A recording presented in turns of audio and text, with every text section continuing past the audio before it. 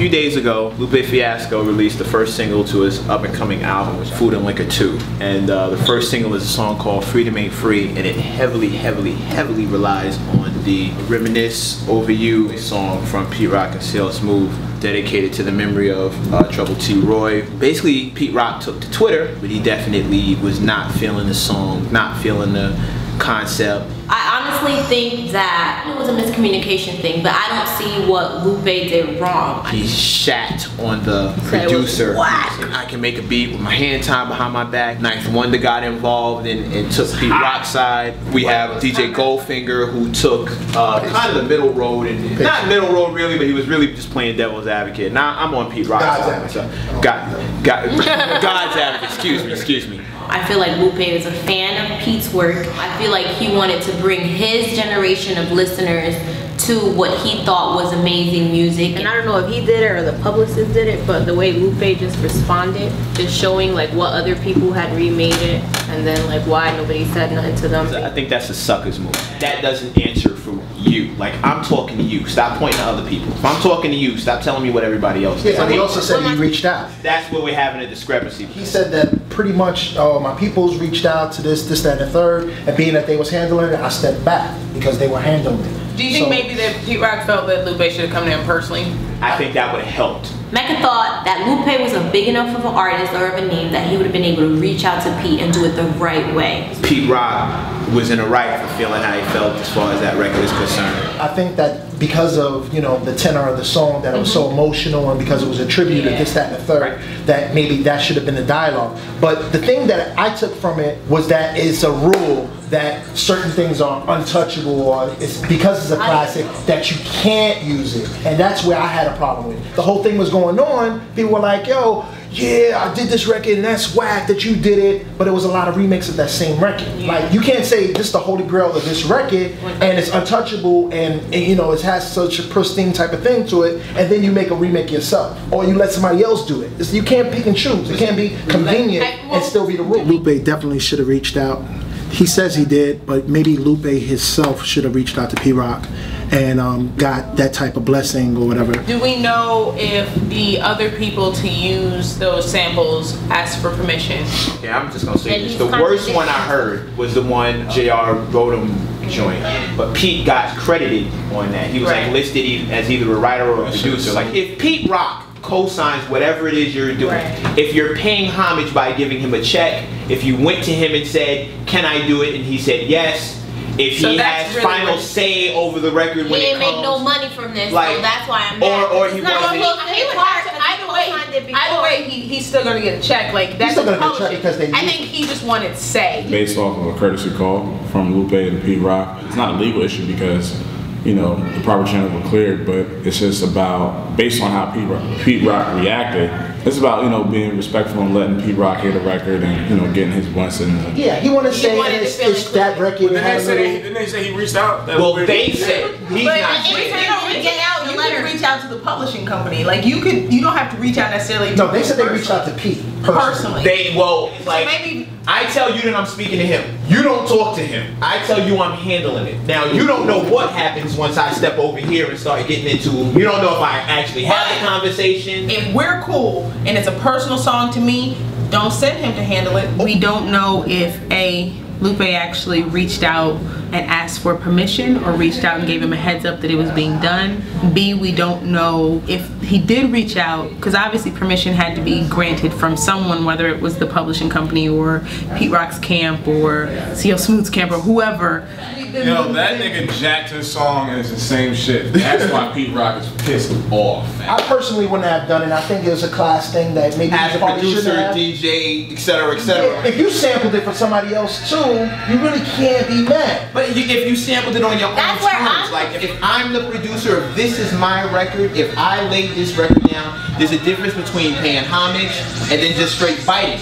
Now, yo, wait, after listening to that shit, they should have just got T.R.O.Y to just redo the beat. He referenced in the interviews, like, you know, we're trying to bring back an iconic record, and, you know, give it back to the people and put our own spin on it. And that's all great, but at least give praise and respect to the person that made it an iconic record and made it a classic record. You know, that's all it is. It's a blatant swipe. Here's the thing. The song don't have shit to do with your dead homie, and it's not even remotely closely related to the original subject matter. So it's a completely different song. They could have made an original beat for this track. Like this track doesn't have shit to do with reminiscing, losing somebody, like nothing about it. But how many songs don't people remake that have nothing to do with the original cover? But that's like, there's a lot of shit like that. Reminisce on the love we had, and Pete was involved. But there was a couple of T.R.O.Ys that weren't. I feel like if the people who handle clearance on that stuff, I thought they were handling it, and me, like a fan of Pete, I use it. It sounds like it's done in the right place where he was trying to show homage. He was trying to big Pete Rock up, but I guess it just was a miscommunication or a lack of communication that led to where we're at now. I think Lupe should have personally stepped to Pete. So you say personally it should have happened? You probably like to take and just you listen to how so similar it is. And that's the first single. That's the first on the record. Yo, it's a direct bite. You haven't heard it? Play it. Like, nigga, just reminisce. Just hear that shit in your head. Untrained ear, I'm thinking I'm listening to Pete Rock. Wait for it. Wait for the verses. We gotta play the original version. Wait for the verses. No, wait for the verses. He punched the drums up a little bit more, but Listen to the verses. There's nothing on here about Let's hear it to the chorus just to see if he says anything about reminiscence. Okay, cool. But he doesn't say anything about reminiscing on the record. Not a damn thing. Maybe it's the generation span thing, and he didn't know how to reach to him, or didn't know anyone who did, or no one ever said that he didn't reach to him. Maybe Pete just didn't like the song itself. How is that he's like biting? I don't get how. I'm not talking about the song, I'm talking about the beat. Okay, you talking about the No, I'm talking now play the original. Play the original to around about 3 minutes in. Around 3 minutes in. The producer had to remake that. That's what I'm talking about. He didn't remake shit. So the problem's not really with Lupe. There's the problem. The problem is Lupe. It's Lupe's song. This is the original joint. See, there's nothing sampled from the original. It is something from the original. No, He looped. There's a loop in there. he looped Pete Rock's loop. Lupe's producer didn't take from this. Lupe's producer took from Pete Rock. Pete Rock took that one part from this. Right. we don't know so many things about it. If it was the fact that he didn't ask for permission, or if it was just that he didn't like the record. I also think that Lupe had a certain sense of responsibility. It really comes down to how you regard the generation before you. What makes it different? All right, so what makes it different from the That if they would have never heard this, it don't matter. Exactly. No, what she just said. Exactly. If they'd have never heard this, it doesn't matter. They could have caught that whole fucking song and never heard the original because they took strictly from Pete Rock. This is like plagiarizing in school. After 3 words, you're supposed to get credit. That's it, right there. That whole, all right, so. If they wouldn't have had that, I don't think no one would have done that. Alright, hold The on. point is, That's the beauty of the record, the original record. I thought maybe Pete had altered it enough where it's like there's something he threw in.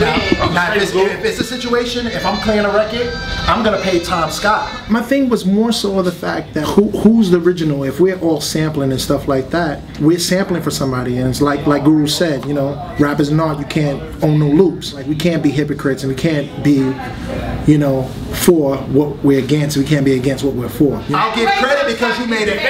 Either way, You're gonna benefit off of the fact that you used it just like I used it, but not on mine. white man get paid off of all of that. Tom Scott is getting paid. Yeah, but it's not on, you didn't pay homage to Tom Scott, and you're doing it wrong if you're paying homage to Pete Rock and CL Smooth. That's not homage. This is biting. it had nothing to do with Grandmaster Flash the message.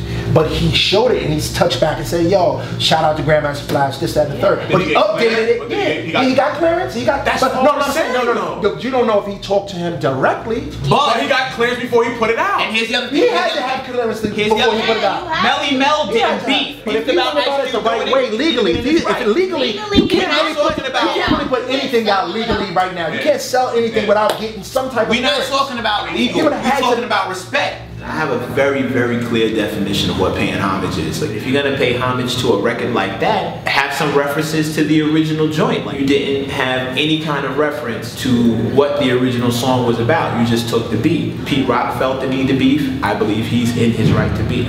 To me, I feel like there's two differences. Obviously, this was not an original, completely original piece for Pete Rock, Right. but Lupe didn't say, I wanted to bring back Tom Scott's piece. He said he wanted to bring back Pete Rock's piece. Regardless of whether or not it was original to Pete Rock, I feel like that's irrelevant. All we're saying is a courtesy call. Courtesy call in this situation no will make everything smoothed over. That's it. Yeah.